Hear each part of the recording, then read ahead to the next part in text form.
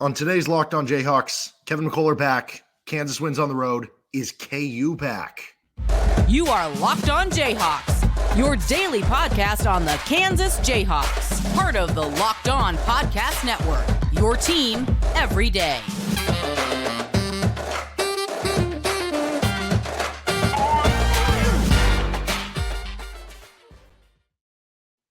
I'm Derek Johnson. You can hear me right here on Locked On Jayhawks. Give me a follow on social media, Twitter, X, at DJohnsonRadio. Joining me today, Nick Schwert, at Nick_Schwert, in the same situations. And you can find us anywhere you get your podcasts here with Locked On Jayhawks. Thank you for making us the first to listen every day. We're free and available anywhere you get it, including on our YouTube page. On today's episode, is Kansas back after they win on the road? Finally, snapping a 4-game Big 12 road losing streak. Kevin McCullar back too. Now you get some time off in between to maybe be even more back coming into this final stretch. I also want to get into some Johnny Furphy talk and where this freshman season ranks among other true freshman seasons. And with Bill Self at KU, we'll finish up with whose stat line is it anyway. First, this episode of the show is brought to you by FanDuel Sportsbook. Make every moment more. New customers join today and you'll get $150 in bonus bets if your first bet of $5 or more wins. Visit FanDuel.com/lockedon to get started. So Kevin McCullar back. Bill Self said at a press conference, though, that he thinks he's going to be kind of dealing with an injury throughout the rest of the season. So who knows how that impacts things. But Kansas finally won again on the road. And I think for me, what was most impressive about it was, when I think of vintage Bill Self teams, when I think of the teams that win on the road, they're not winning pretty on the road. They're winning ugly on the road. And that wasn't the most pretty game. Kansas scored 67 points. It had 41 points through the first 30 minutes of the game. But you kind of won ugly, 67-57 on the road. That is a Bill Self staple. Is it enough? They finally went on the road, finally getting healthier. Now you have a week off in between to get even healthier than that. You got 3 home games in your last 5. Is Kansas back to whatever classifying that would be? Well, Derek, nothing you said is inaccurate about Bill Self teams winning ugly on the road. They'll show the social media team from KU will post a video of him running into the locker room. They're excited. He's saying this is the best win we've had all year. And then sometimes, like Bill Self said this 100 times throughout his career, he's like, well, that's probably the best we played on the road in 5 or 6 years. Like, it happens every year. It's the best win in 5 years, every single year. And they shot 35%, but they found a way to win. Yeah, we only scored 38 points, but I think that's the best win since I've been here. Nothing you said is inaccurate, Derek. The problem is there's usually like 8 of these a year, right? Like, I was just talking about this today. Every year when KU would win the Big 12 and people would kind of talk about what is it about this team? It's not always talent because they haven't always had the most talented roster in the Big 12. And a lot of people will say, oh, it's because they always take care of business at Allen Fieldhouse. Yeah, they win a lot of games at home, but most teams win a lot of games at home. The good ones take care of. No, I mean, they're undefeated at home right now. And the last time they went undefeated at home, they didn't win the Big 12. They went 2018, 2019. Those ugly wins on the road are what separates Kansas. They win those marginal games that other teams are losing by 1 or 2 points. I think the best example of it was Indiana, right back on December 16th. The problem is, Derek, KU has won now 2 road games since that game at Assembly Hall back on December 16th. So I'm kind of torn here because you're right. That is the sign of a great Bill Self team, but it leaves me wondering, why haven't there been more of those this year? Yeah, and I guess if you go 1-1, your final 2 road games, Houston and Baylor, both are good teams. You would, I think, probably take that at this point in time. But then again, if you want to win the Big 12, you might have to win them all based on where you've kind of been set off at this point in time. I do think it's funny because you'll get the arguments with how bad they've been on the road about, well, good thing NCAA tournament's not played on the road. It's also not played at home. Then again, it is different than playing on the road, and they do have some impressive, non-conference wins on neutral courts. When you look at the Kentucky win and, you look at the Tennessee win, which that could be a 2-seed or a 1-seed when it's all said and done.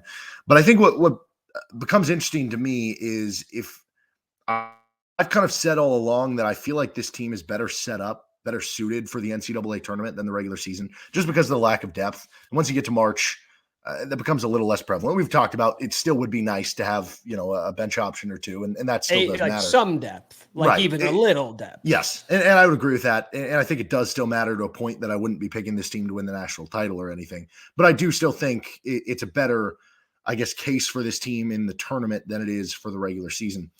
And the one thing that kind of holds you back from that is there going to be a player hurt? And that's kind of the biggest thing of anything to me, is that you won this game and now you get this week off in between. Now you have the home stretch coming up with a final 5 games. I kind of think that it would not shock me if we hit one of these classic Bill Self runs where they, go 4-1 in the final 5. They go 5-0 in the final 5. You're going to that game at Houston in the final game of the season, and it's like, oh, I don't know if they're going to get this done. It feels like there's that one kind of signature road win every year. And again, this team's been different, so maybe you don't think of it that way. But like, I think of winning at Texas Tech, a couple of years ago or a handful of years ago with the Devontae Graham crazy like circus shot, right? Now, I think of winning some of these games on the road, the last game of the season or one of the last games of the season. Maybe last year was an example of this not happening, but I feel like that is still in the cards for this team. And I don't know, maybe I just need to be slapped in the face and be like, dude, you need to quit it. Like they've only, won 2 road games in Big 12 play. And is one weird, or I guess not weird, one ugly road win in Norman going to change things for you when that's like the worst home court environment in the Big 12? So I don't know. I guess I kind of am going back and forth and talking out of both sides of my mouth, but basically the way I'm going is I kind of feel like, yeah, I am to a point, as long as they're healthy, as long as guys are fresh, maybe for Kevin McCullar, that's never going to happen. I think this team could be turning the corner in the right way, as stupid as that sounds, after a 2-game week where you got shellacked in one of them and won an ugly game in the other one. Yeah, I don't think you're necessarily wrong in thinking they could turn the corner, right? But I don't think we've seen enough to say they've turned the corner. And I think a big mistake would be to say that one win is going to lead you to believe that they've turned a corner. But here's the natural, I think puzzle piece that you'd want to fill in. The next 2 games are at home, and one of them is coming off this long layover where you should have extra time to get rested. And Bill Self, we know how good he is with the extra time to prepare. So at that point, if you just want to go ahead and do the dumb assumption, who knows, BYU comes in down Fieldhouse and they hit, 18 threes, right? That could happen because they take 40 to 50 threes some of these games. But if you win your next 2 games at home, all of a sudden you have won 3 in a row. You have won one of those on the road. At that point, wouldn't you be feeling that way anyway? So maybe I'm just early to the party.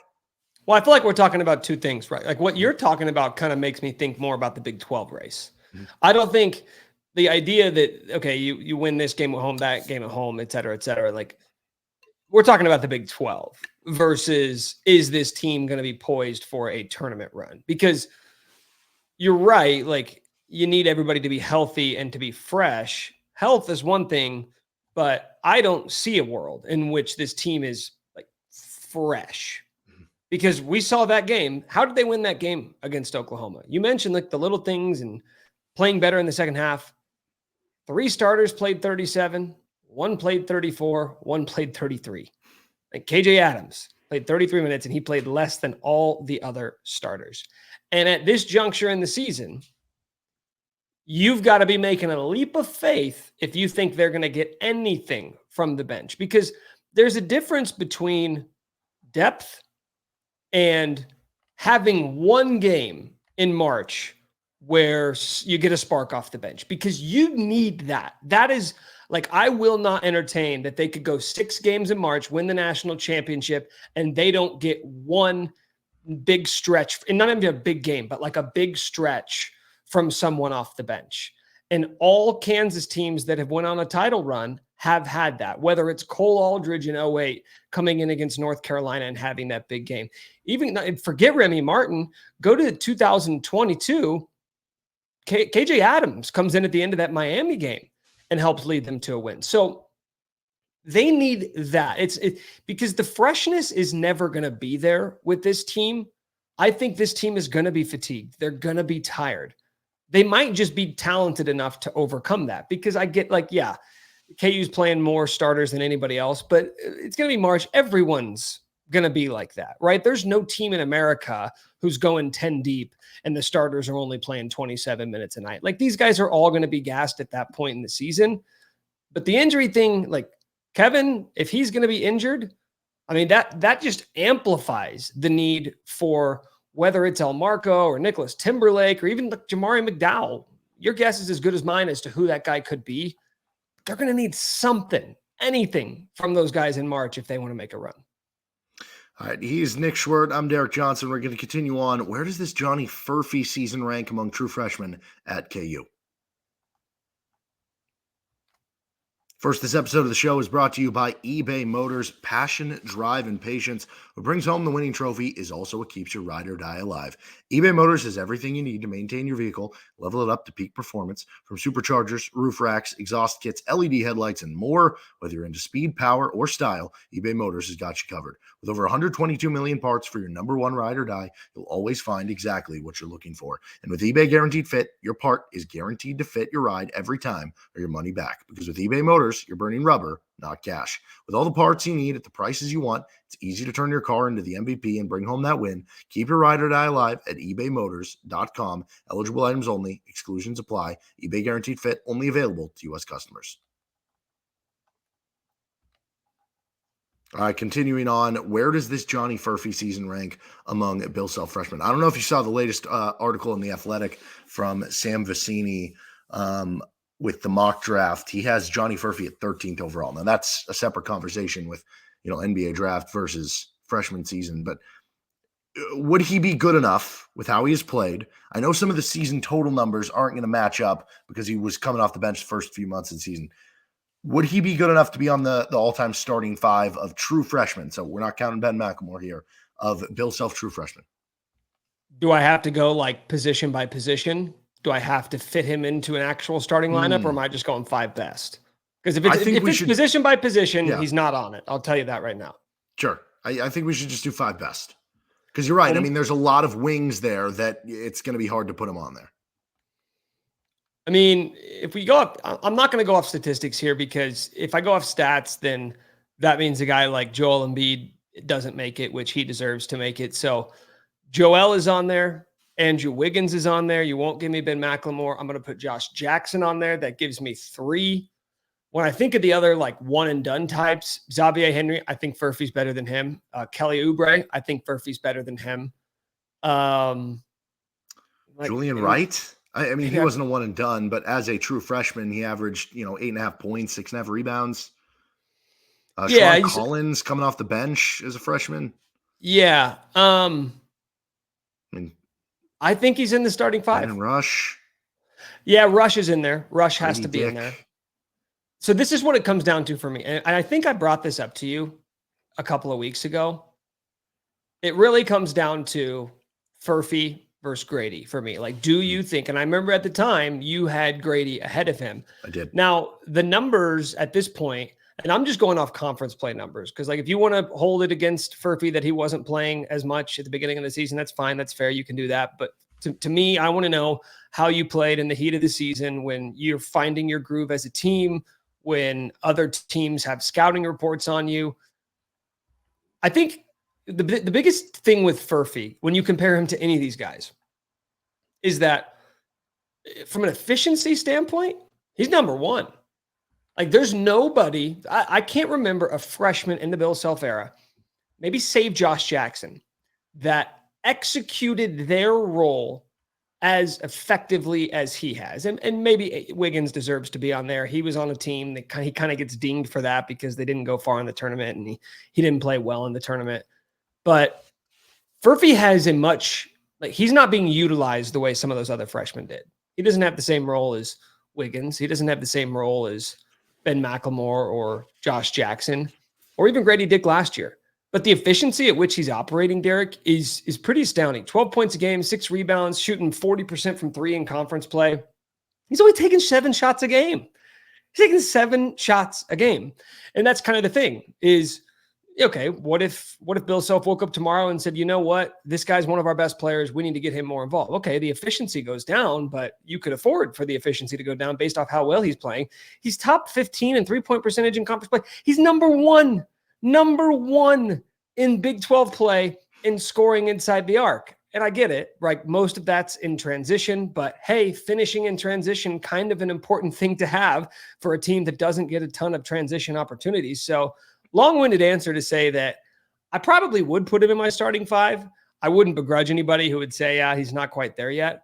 I think what he does is bigger than his numbers, because I think the sign of a great team is having, 5 guys or 6 or 7 guys, if you want to count the bench players, who all have a very specific role and they know how to execute it, right? That's been the downfall of some KU teams that were uber talented, but maybe just the pieces didn't fit, or maybe certain guys weren't comfortable with the roles that they were in. They're bringing this kid along and he's checking every box. He's doing everything that's asked of him right now. I'm really impressed, man. Like I think this kid is quietly having one of the best freshman seasons that we've seen under Bill Self. So I definitely would put it top 10. I don't know that I'm willing to go there. Going back to the Grady Dick thing, there's the two-sided sword to the efficiency thing. It's beautiful, and if you can continue doing it on higher volume, that's one thing. But what if you're one of the top 2 guys that's being viewed on the team? And I go back to the Grady Dick being face guarded and all that stuff, and we don't need to rehash that conversation. But I do think the one thing that if this keeps going with Johnny Furphy, that I will say that would move him up. A lot of those other freshmen, you can point to, a few week stretch where there was that freshman wall, right? That moment of time for a few weeks where maybe it just wasn't going. And for a second with the Kansas State game, it kind of looked like, okay, is this going to be that for Johnny Furphy? Is this going to be the start of maybe a week or two where it dips? But immediately after the Kansas State game, which was his worst game as a starter, he immediately pops back up to where he's at now. And I do think that is a really impressive skill. Here's an interesting question going to the freshman thing. So for me, I don't think I would have him in the top 5. I would have him in the top 10, but chance to move up because obviously the season's still going. If you traded Andrew Wiggins on the 2013-14 team to this team for Johnny Furphy, I know Wiggins had the better year and probably, for me, he'd be higher up on the ranks when you look at just the totals, what he did and everything. Could you make the argument, though, that this team would be worse? How much worse? I think I get what you're saying. I would almost think both teams would be worse. Yeah, because this 13-14 needed a bell cow, basically, somebody who would take all the shots, right, or be the guy, I guess. And this team, you need more of a complementary piece who can shoot threes, and that wasn't Wiggins. Yeah, he did shoot 37% from 3 in conference play. Is that what he shot? He did have. He put up 41 points versus West Virginia. I think he had a couple 30 spots in there as well. So, if you told me there was a guy like Andrew Wiggins who, and again, I think what you're, I think part of what you're talking about is part of what I was mentioning earlier, in that team lost 10 games. That team was bounced in the second round of the tournament, and he didn't have a great game. And I think because of that, we've kind of looked back on Andrew Wiggins and say, not a lot of memories there.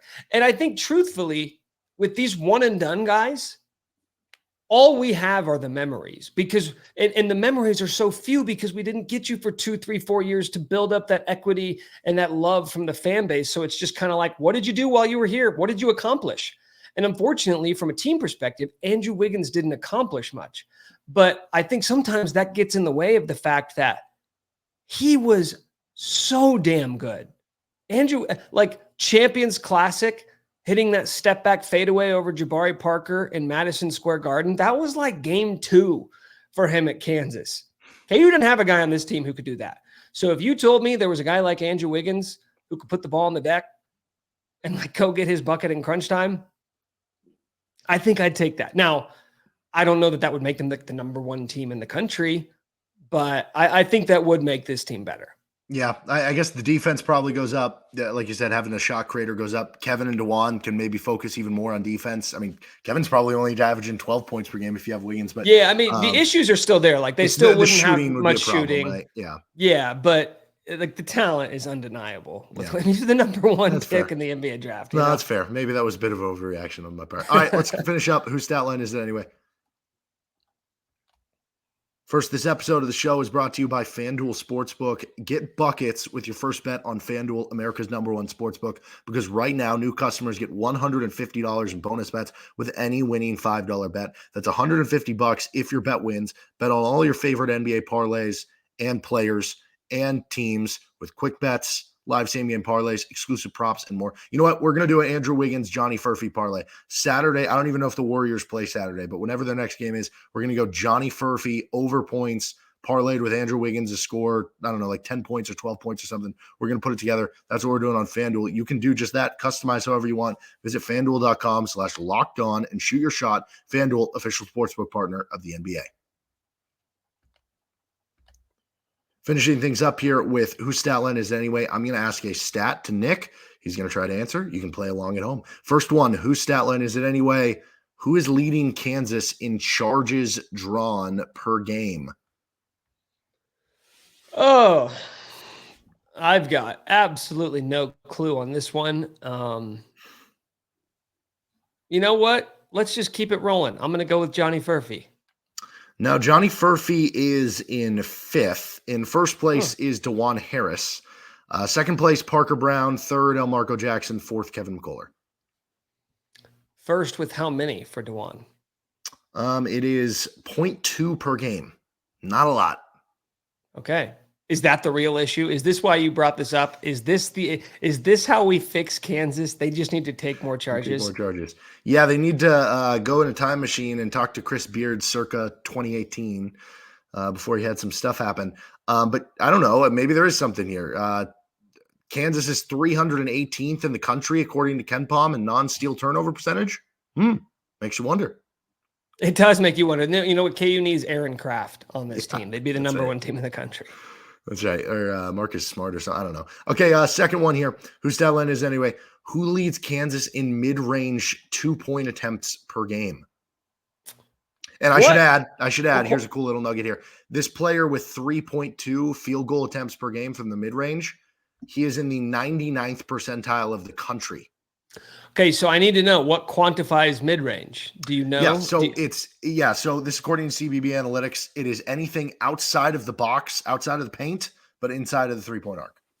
Okay, so that actually changes it because KJ loves those little floaters, but I feel like most of them are in the paint. So those would be close shots. So I'm going to actually go with Hunter Dickinson. I think he likes that shot from the high post. Ding, ding, ding. Hunter Dickinson, 3.2 field goal attempts per game in the mid-range, and he's actually shot him well.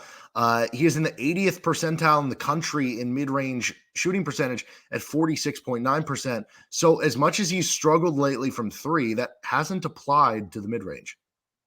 That's his shot, man. That's the patented Marcus Morris, Markeith Morris. KU's had Dedrick Lawson. Harry Ellis. Continues the comparison between he and Dedrick Lawson. They both love that high post shot from about 16 feet. Yeah, no, they really do. All right. You can find Nick at Nick_Schwert. Nick, what else do you have going on right now? The podcast is Could Be Wrong. We got a new episode dropping on Wednesday morning, so check it out wherever you get your podcasts. Find me at D Johnson Radio. You can find our show here with Locked On Jayhawks anywhere you get your podcasts, including on our YouTube page. See you next time with LOJ.